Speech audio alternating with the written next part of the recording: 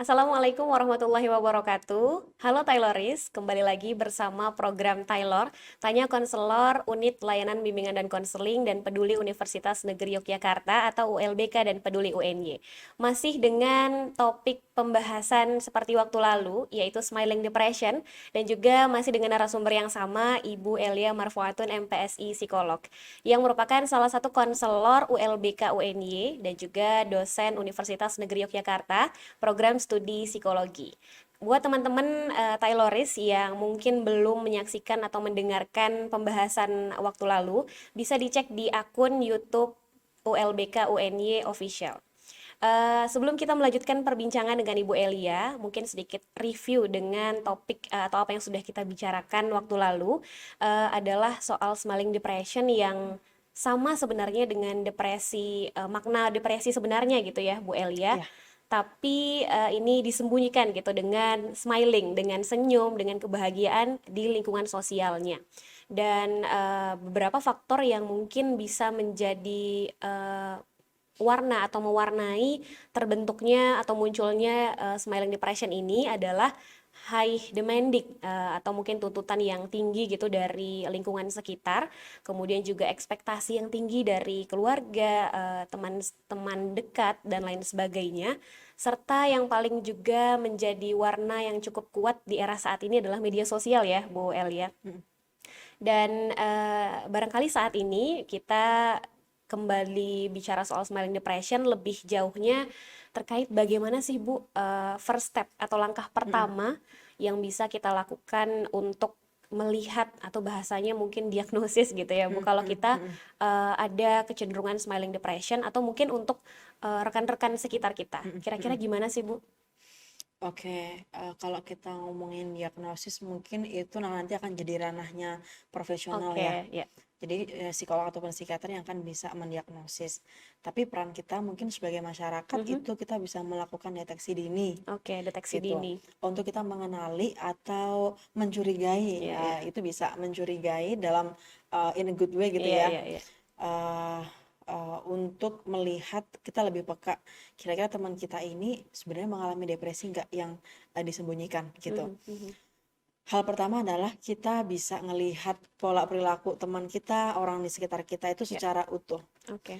Karena biasanya meskipun orang-orang yang mengalami smelling depression ini itu sekalipun dia bisa beraktivitas seperti biasa, tapi kita bisa ngelihat kayak ada sesuatu yang beda Oke. gitu. Misal cerianya itu dengan pandangan mata yang ada kayak kadang kosong gitu Oke. ya. Kemudian di satu waktu ketika dia lengah, ketika dia sendirian, ketika rame-rame, katakanlah kita lagi kuliah, di jeda kuliah, teman-teman lagi pesan makan, dia Mhm. ngelamun dan lain sebagainya. Kan Oke. itu satu kondisi yang mungkin tidak begitu kelihatan, Mhm. tapi kalau kita mau mengamati dengan detail itu akan jadi petunjuk kita untuk ada apa ya. Oke. Kok kita sering lihat kalau nggak ada orang dia tiba-tiba pandangan kosong ngelamun gitu. Itu bisa menjadi satu clue. Kemudian selain kita melihat ya karena tadi namanya juga disembunyikan pasti nggak akan kelihatan. Iya. Tapi kita bisa melihat dari cara tadi. Kemudian selain itu kita juga bisa apa ya memancing dengan obrolan-obrolan yang memang cukup sensitif itu bisa. Oke. Kita mulai membiasakan diri untuk ngomongin vulnerability, misal kayak Oke. gitu. Iya. Kita bisa mengawali dari diri kita sendiri. Misal kayak, aduh tadi kita ngerasa kecewa ya, ternyata Ya. presentasi kita tadi nggak seperti yang kita Ya, ya. harapkan. Ada selip lidah, kemudian grogi ngeblank. Jadi kita bisa ngomongin dari situ perasaan kita yang kecewa, yang sedih, untuk akhirnya kita bisa ngasih contoh nih bahwa ternyata vulnerability kita tuh bisa diterima dan dipahami. Oke. Ketika kita mulai menciptakan satu lingkungan baru dengan budaya baru yang seperti ini akan membantu kita untuk bisa membuka tadi yang tersembunyi itu Mhm, bisa mhm. keluar. Oh ternyata teman aku juga loh ngerasain kayak begitu. Maka ketika aku punya perasaan yang sama, ada kayak apa ya? Ada kayak keterkaitan rasa, ya ya kita punya hal yang Iya, sama iya, nih. iya, iya. Belongnya bisa Iya, muncul iya, karena betul. mengalami hal yang sama sehingga yang awalnya disembunyikan, ditutup rapat, individu yang mengalami smelling depression itu bisa terdorong untuk oh ya aku juga ngerasain seperti yang kamu rasain loh. Dan lama-lama nanti ada perubahan pola interaksi di masyarakat gitu. Diawali dari diri kita. Oke, jadi yang paling utama adalah kita sebagai observer gitu ya Bu, untuk Betul. secara utuh melihat pola perilaku dari individu yang ingin Teman-teman kita lihat gitu ya. ya. Teman-teman yang mungkin eh, sering lempar jokes tapi ternyata pas udah selesai dari kerumunan kok melamun Iya, gitu ya. melamun, murung, kemudian diajak omong kadang nggak fokus, Oke, itu bisa. iya iya iya. Atau bisa juga mungkin kita bisa membangun satu apa ya, aktivitas dalam bertemanan Mhm. yang kita tuh kayak ada mood check-in. Jadi kita Oke, kayak membuat satu habit baru nih. iya iya iya, Gimana kalau kita tiap kumpul kita ngomongin tentang perasaan kita nih, iya apa sih iya yang iya. paling berat di minggu ini. Jadi kita bisa ngasih satu tempat yang aman bagi Mhm. individu untuk benar-benar ngerasain kondisi terpuruk, kondisi berat, dan kita ada nih untuk menguatkan, Iya bukan iya. untuk membuat kamu tuh terlihat buruk dengan Mhm. kamu menceritakan kondisi buruk kamu, tapi membuat kamu uh, ngerasa, oh ya ya, di kondisi yang buruk ini aku diterima, mereka mendukung kita, Betul. dan kita nggak sendiri ternyata. Karena beberapa orang juga mengalami hal yang sama loh, karena kita ya semua manusia kan. Betul. Ada kalanya kita memang lagi ngerasa berat, lagi ngerasa terpuruk, lagi ngerasa sendiri, out of nowhere tuh tiba-tiba aja kayak capek Iya ya iya iya gitu. iya iya. Jadi ya kita semua punya satu kerentanan dan kita semua butuh tempat yang nyaman itu, maka ayo kita membangun tempat itu untuk diri kita juga dan juga untuk orang yang ada di sekitar kita yang membutuhkan. Oke, to reveal the hidden issues, society need to normalize hard conversation ya Bu ya, Ya, betul. untuk membiasakan membicarakan perasaan-perasaan yang seperti disampaikan Bu Elia tadi gitu ya. Dan sepertinya kalau saya lihat kita memang masyarakat kita memang lagi sedang ada di tahap itu ya Bu, sedang build awareness gitu ya. Betul, on the way ke sana. Iya iya iya. Semoga nanti bisa berakhir dengan transformasi yang ini ya, yang mensejahterakan Betul. setiap diri manusia. Iya, khususnya juga dengan kebijakan-kebijakan yang mendukung gitu ya Bu. Betul. Soal apa namanya, smiling depression gitu, treatment yang tepat nih Bu ketika kita sudah melihat ada nih kerentanan ke sana. Tapi mungkin sebelum sebelum treatment ya Bu, saya jadi keinget kalau misalnya diri kita sendiri nih Bu, yang ternyata punya kesadaran kalau ada nih pola perilaku yang seperti itu, seperti yang disampaikan tadi. Itu gimana Bu? Yang pertama adalah selalu berangkat dari self awareness. Self awareness ini menunjukkan bahwa kita tahu kita lagi ngerasain apa yang membuat kita ngerasain perasaan ini, lalu kondisi ini membuat kita bersikap seperti apa. Dengan kita menyadari, oh ini perasaan aku kayak begini karena itu, kemudian akhirnya jadi begini, kita jadi bisa menyadari, oh ternyata aku butuhnya apa. Oh ternyata di situasi ini aku lagi sedih, tapi kok aku malah menyembunyikan ya.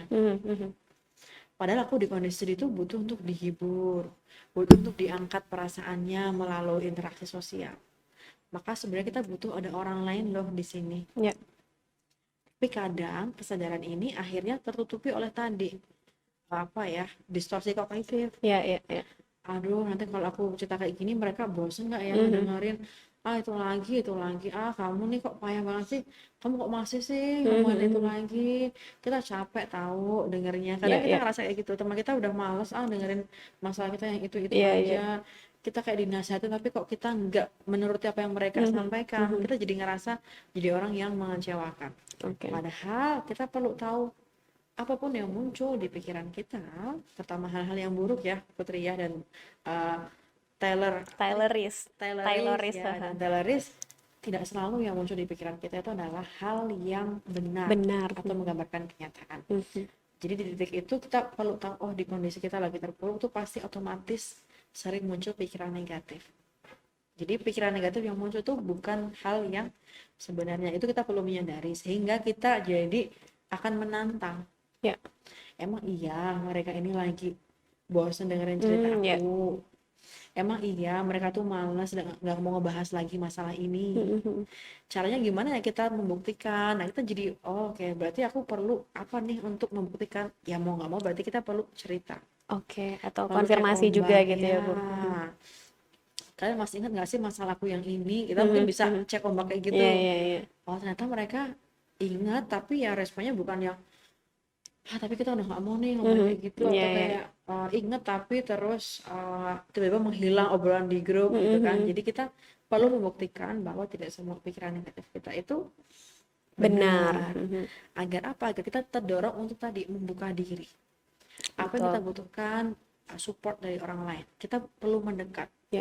Karena kadang kalau kita bukannya membuka diri dulu, mereka nggak begitu sadar, Iya. gitu, nggak begitu peka karena sudah sibuk dengan pikiran Iya, internalnya iya, iya. sendiri, sibuk dengan masalahnya sendiri. Yang sebenarnya kalau kita mau membuka diri, mereka pun juga akan sangat senang Iya, bisa betul. membantu. Mhm. Contohnya adalah kita ibaratkan ke diri kita aja gitu ya, Put. Kalau kita dimintai tolong, teman kita lagi sedih, cerita ke kita, itu yang Putri rasain apa? Gimana, Bu? Kalau Ketika kita ada orang teman kamu cerita masalahnya ke kamu, apa kamu ngerasa terbebani? Atau kamu malah ngerasa seneng? ngerasa seneng karena barangkali bisa belajar dari cerita itu atau mungkin Ya. mengafirmasi kalau saya juga merasakan itu gitu. Selain itu juga Putri bisa ngerasain nggak ternyata aku nih bisa ngelakuin hal yang bermakna ya Iya, untuk iya, orang iya, lain. betul, betul. Bisa memberikan acknowledge atau encouragement gitu, Bu, ke orang Ya, itu. ternyata Support, hadir aku tuh berguna ya gitu ya. berguna, dan itu dibutuhkan oleh setiap orang loh, Iya, ngerasa betul. berguna, ngerasa bermanfaat, ngerasa dibutuhkan orang lain. Jadi ketika teman-teman ngerasa nggak enak untuk minta tolong, sebenarnya teman-teman yang ingin menolong kalian tuh banyak, dan mereka butuh untuk bisa nolong, karena butuh untuk bisa ngerasa berguna Iya. gitu. Betul. Tapi Bu, kalau misalnya nih irrational belief atau distorsi kognitif yang ada di diri individu ketika ingin cerita ke temennya, ternyata sudah dikonfirmasi lalu temennya mungkin nggak sengaja nyeletuk, ih bosen nih gitu. Itu sebagai individu tadi baiknya responnya seperti apa ya, Bu? Untuk mungkin ya setidaknya mindsetnya tidak jadi korban gitu. Oke, memang. Nah, kadang memang beberapa orang itu sesuai dengan apa yang kita pikirkan. Iya, iya. Betul. Nah, di kondisi itu kan benar, mereka aja bosan. Tuh kan benar, mereka aja respon WA-nya aja lama Lama. banget. Tuh kan benar, mereka secara terang-terangan nggak mau bahas ini lagi karena capek. Nah, di kondisi ini itu pasti hal yang berat ya, kita mencari dukungan, tapi yang kita dapatkan seperti semacam penolakan. Iya. Nah, di kondisi ini kita bisa membangun satu reframing. Oke. Reframing itu berarti kita perlu nge-frame ulang bahwa penolakan mereka itu bukan berarti keseluruhan tindakan kita itu nggak tepat atau keseluruhan diri kita tuh ditolak. Oke. Mungkin kita bisa memahami saat ini di situasi sekarang itu mereka lagi capek dengan kehidupan Iya, iya, mereka, iya, iya. sehingga mereka belum bisa nih menampung sesuatu hal yang menurut mereka itu sudah pernah mereka dengarkan dan mereka respon. Tapi bukan berarti kita nggak boleh lagi ngerasain perasaan Iya, itu, iya, iya. gitu. Kita bisa ngelihat kira-kira apakah semua orang ngeresponnya seperti itu. Kita bisa Betul. menantang lagi tuh. Iya. Tuh kan benar, tapi apakah iya semua orang ngelakuin hal yang itu? Siapa yang nggak ngerespon seperti itu? Kita bisa mencari pengecualian-pengecualian yang menunjukkan lagi bahwa beberapa orang mungkin lelah, tapi ada beberapa orang yang lain loh yang mereka mau untuk menerima dan bisa paham. Iya. Karena mungkin masalah dirinya sudah selesai Selesai. gitu, masalah dirinya sudah bisa tertangani dengan baik, dan dia punya space yang lebih untuk menampung masalah orang. Iya. Jadi ada banyak cara yang bisa kita tempuh untuk kita mendapatkan dukungan gitu. Dan belum tentu juga di saat yang lain atau di waktu yang lain si teman itu akan merespon dengan yang sama gitu ya, Bu. Betul, Karena tadi betul. mungkin capek, lagi kondisi down-nya juga gitu ya, Betul, Bu. ada masalah sendiri. Ya, tadi Bu balik ke treatment yang tepat nih untuk mengatasi smiling depression. Kira-kira seperti apa baiknya gitu, Bu? Oke, kalau kita ngomongin smiling depression itu berarti ada dua kondisi ya. Ada yang tadi smiling ditutup-tutupi dan juga depressionnya. Depresi. Kalau di sini dari depresinya, sama-sama depresi itu punya treatment yang berbeda. Oke. Tergantung case-nya, Case-nya. tergantung dinamika permasalahannya. Oke. Apakah ini berangkat dari konflik diri antara gambaran ideal sama gambaran yang nyata itu seperti apa. Maka nanti kita bisa menggali ke situ menggunakan pendekatan-pendekatan, kalau di istilahnya psikologi itu ada humanistik gitu. Tapi kalau kita melihat ternyata gangguan depresi ini muncul karena ada pengalaman traumatis, nanti kita bisa menggunakan pendekatan yang mendalam, bisa psikodinamik atau ada juga transpersonal gitu. Kita bisa menyesuaikan dari sumber atau penyebab depresi ini muncul dalam diri individu. Selain itu juga yang umum karena biasanya di individu yang mengalami depresi itu memiliki distorsi kognitif, ada irrational belief yang perlu untuk juga kita tangani. Itu bisa juga menggunakan CBT, gitu, Cognitive Behavior Therapy. Nah, sebenarnya CBT ini juga bisa masuk untuk kasus smilingnya tadi. Karena kalau kita ngeliat smiling itu kan berangkat dari keyakinan kita bahwa kalau aku ngomong nanti akan dipandang lemah. Memang iya, ketika kita bilang sama orang tua, alah kamu ngapain sih kayak gini, udah sholat aja, dibanyak ngajinya. Kita penolakan orang tua itu langsung kita artikan semua orang menolak kita. Nah itu salah satu bentuk distorsi kognitif. Maka di situasi ini dilatih melalui CBT tadi untuk melihat ya beberapa orang tadi menolak, tapi yuk coba kita cari sumber yang lain yang bisa ngasih kamu dukungan. Ada nggak di sekitar kamu? Nggak ada atau kita belum tahu nih. Nah, kalau belum tahu berarti kita perlu untuk mencari tahu dengan trial and error.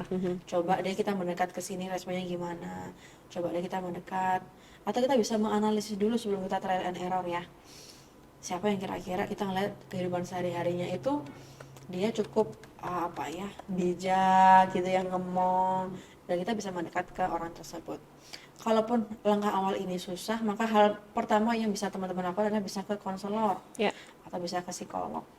Itu akan dibantu untuk langkah-langkah detailnya gimana bisa keluar dari smiling depression ini. Dan tentunya sesuai dengan kondisi kita gitu ya, kalau sudah ke konselor atau psikolog ya Bu. Betul.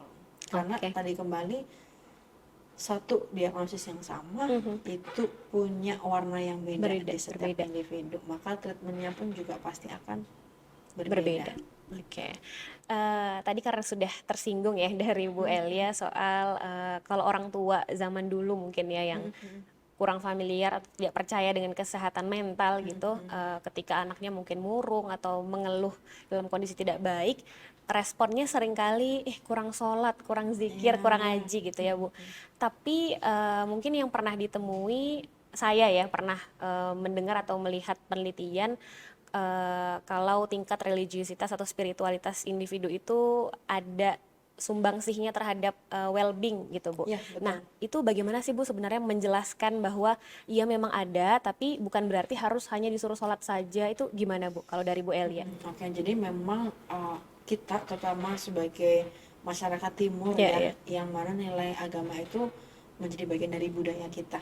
Jadi itu menjadi satu hal yang energi kita dalam menjalani hidup.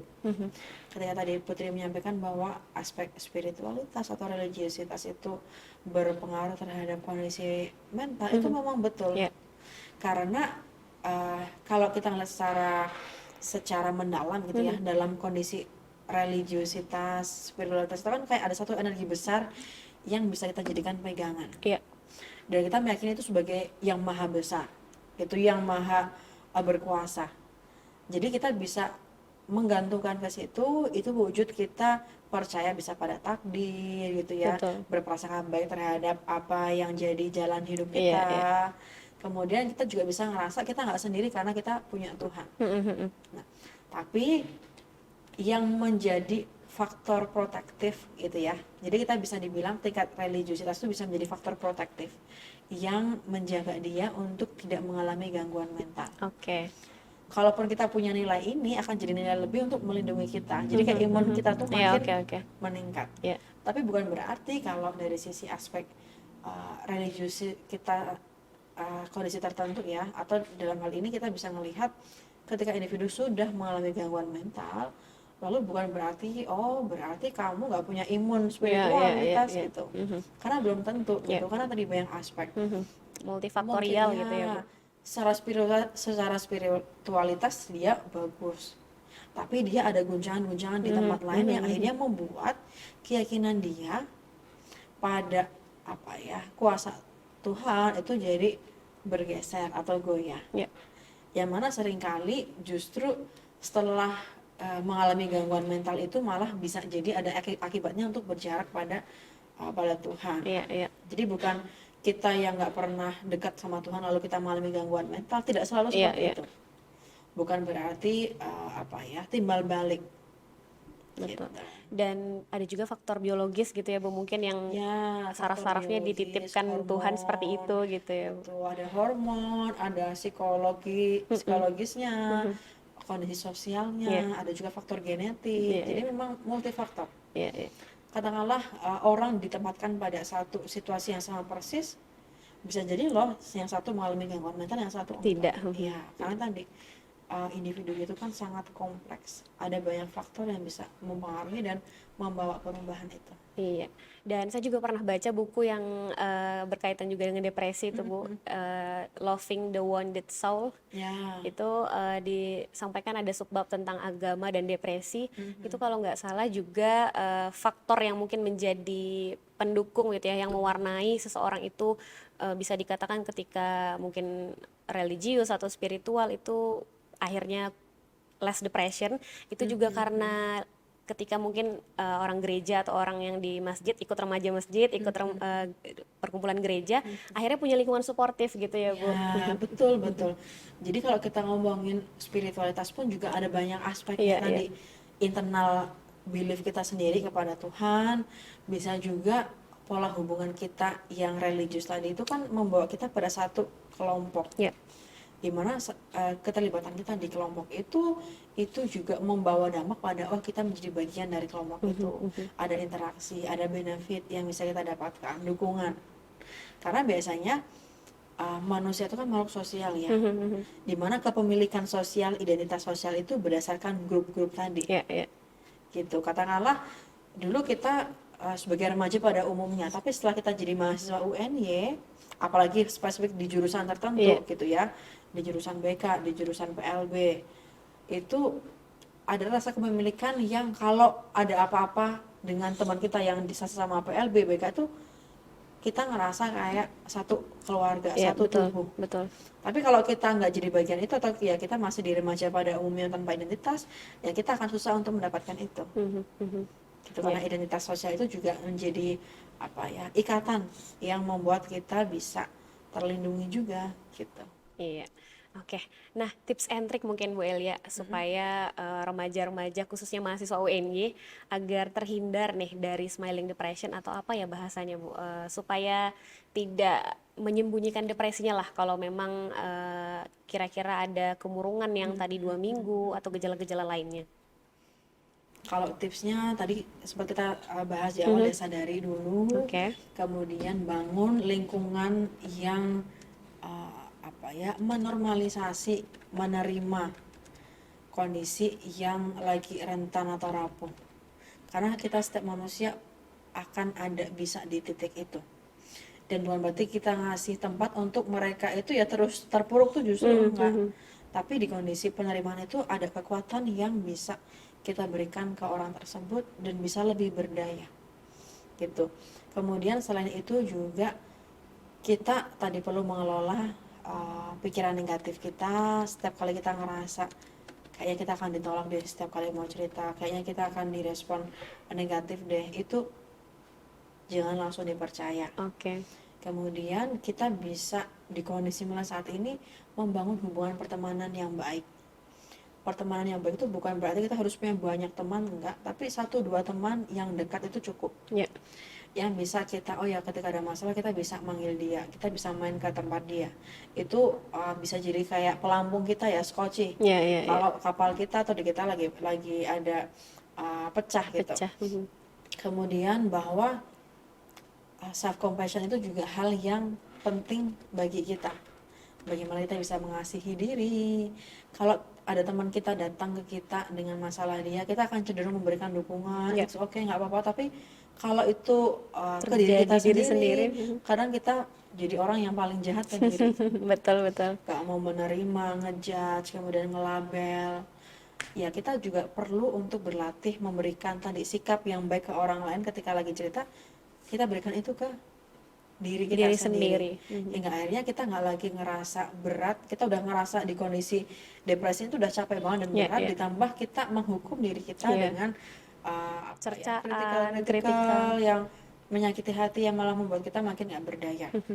Kemudian juga hal yang mendasar adalah selalu ingat bahwa tidak ada manusia yang sempurna. Gitu. Justru pandangan bahwa kita perlu menerima ketidaksempurnaan kita itu bagian dari kekuatan, bukan kelemahan. Apa akibatnya? Akibatnya adalah kita fokus untuk oh iya apa yang kita miliki ya kita maksimalkan. Bukan lagi dengan aduh aku nggak punya ini, aku Ya, nggak punya ya. itu. Energi kita bisa alihkan, kita fokuskan pada apa yang bisa kita lakukan, instead of kita malah mencari apa yang kurang, apa yang harus kita lakukan untuk menutupi dan lain sebagainya. Dengan penerimaan diri yang seutuhnya ini membuat kita akhirnya tadi gap antara yang kita harapkan dengan yang seharusnya terjadi itu tidak besar dan jauh. Dimana akhirnya di situ kita bisa kongruen gitu, Oke. bisa menyatu dengan oh ya ini diri aku yang sebenarnya dan diri aku yang aku harapkan. Gitu Putri. Berfokus pada apa yang bisa kita maksimalkan begitu ya Bu, daripada ke yang Betul, sebaliknya betul. begitu Ya, ya. daripada apa yang tidak kita miliki. Oke. Kalau boleh sharing nih Bu Elia, apa sih biasanya self compassion yang Bu Elia lakukan terhadap diri sendiri?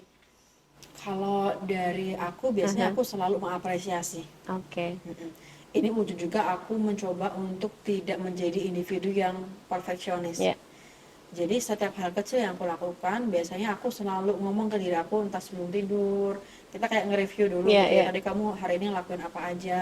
Oh iya ya. Tadi kamu misal ngisi podcast, tapi mungkin ada bagian-bagian yang masih belum bisa sempurna seperti yang kamu Sempurna. Ya, ya. harapkan. Tapi ya it's okay. Itu bagian dari kamu ada pengalaman baru, kamu jadi tahu apa yang perlu ditingkatin, tapi kamu udah ngelewatin ini loh. Dan ternyata bisa berjalan dengan Bisa lancar berjalan kan, dengan kayak gitu. lancar. Jadi selalu ada momen di setiap malam untuk aku nge-review apa yang sudah jadi aku perjuangkan dan aku memberikan apresiasi untuk kita bisa ngerasa tadi cukup, ngerasa berharga, kemudian ngerasa bahwa oh ya ada hal baik yang kita miliki Ya, dan betul. bisa kita ulang lagi di hari berikutnya. Iya. Dan ternyata walaupun tidak sempurna, pasti ada hal yang bisa diambil nih dari teman-teman yang mendengar gitu ya Bu. Ya, ya. Walaupun tidak perfect seluruhnya begitu ya. Betul, betul. Iya. Oke, barangkali terakhir Bu Elia, penutup atau statement terakhir dari Bu Elia untuk Tayloris ataupun mahasiswa UNY dan pendengar lainnya. Oke, kalau kita melihat terutama untuk kita-kita yang sering overthinking, Iya. ngerasa orang lain itu berpikir buruk tentang kita, itu sebenarnya bukan pikiran mereka. Tapi itu adalah menggambarkan internal world kita, dunia dalam diri Dunia. kita, itu yang seakan-akan menjadi pemikiran orang lain. Jadi selama kita masih belum bisa menerima diri kita akan selalu merasa dan seakan-akan mendengar orang lain itu entah nggak suka sama kita, entah akan melihat kita dengan pandangan aneh.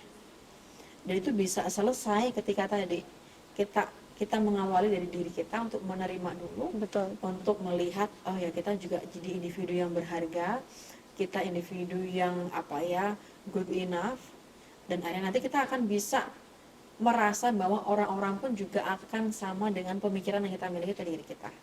Jadi kita awali perubahan ini, peningkatan kondisi kesehatan mental kita dari diri kita dulu.